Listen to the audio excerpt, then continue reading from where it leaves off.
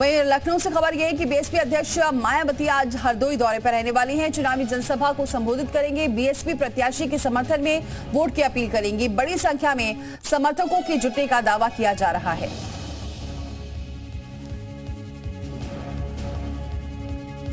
और चलिए हमारे साथ हमारे सहयोगी मयूर इस पर जुड़ चुके हैं। मयूर, आज भी ताबड़तोड़ चुनाव प्रचार होने वाला है। सीएम और अखिलेश यादव दोनों ही जहां शाहजहांपुर में रहेंगे तो वहीं मायावती हरदोई दौरे पर रहेंगी।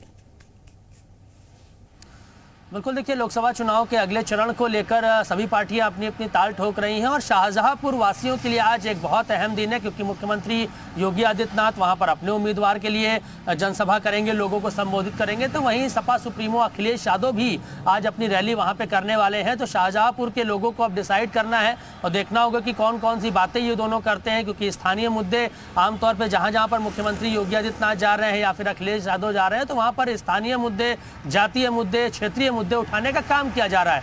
तो इन लोगों की भाषणबाजी से जहां की जनता कितना ज्यादा प्रभावित होती है, किस पर भरोसा जो है जताती है कि अगले चरण में वहां पे चुनाव होना है, इसलिए बहुत अहम शाहजहांपुर हो जाता है। तो दोनों अपने अपने कैंडिडेट्स के लिए वहां पर प्रचार प्रसार करते हुए नजर आएंगे। तो वहीं मायावती आज हरदोई में रहेंगी और जिस तरीके से बताया जाता है कि मायावती जो है सोशल इंजीनियरिंग के लिए माहिर है, तो ऐसे में उन्होंने जो इस बार अपने प्रत्याशी घोषित किए हैं वो कहीं ना कहीं चिंता में डालने के लिए दोनों के लिए है, चाहे वो इंडिया गठबंधन हो या फिर एनडीए गठबंधन हो। जिस तरीके से जातीय और क्षेत्रीय समीकरण को साधते हुए मायावती ने अपने प्रत्याशी उतारे, तो ऐसे में आज हरदोई हो जाएंगी और अपना चुनाव प्रचार करने का काम करेंगी। और अब देखना होगा कि मायावती वहां पर कौन कौन सी घोषणाएं करती हैं, क्या कुछ बातें करती हैं। बिल्कुल, अगर मयूर शाहजहांपुर की बात करें तो कितनी महत्वपूर्ण सीट है शाहजहांपुर?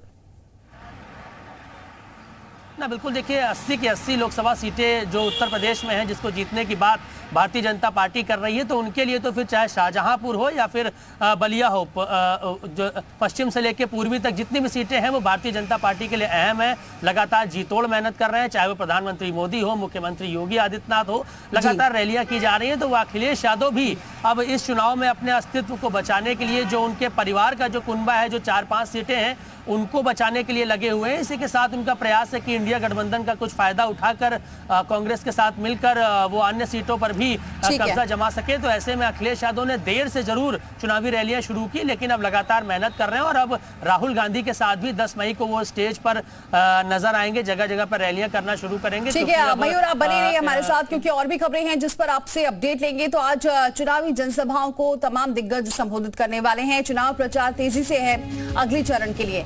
वहीं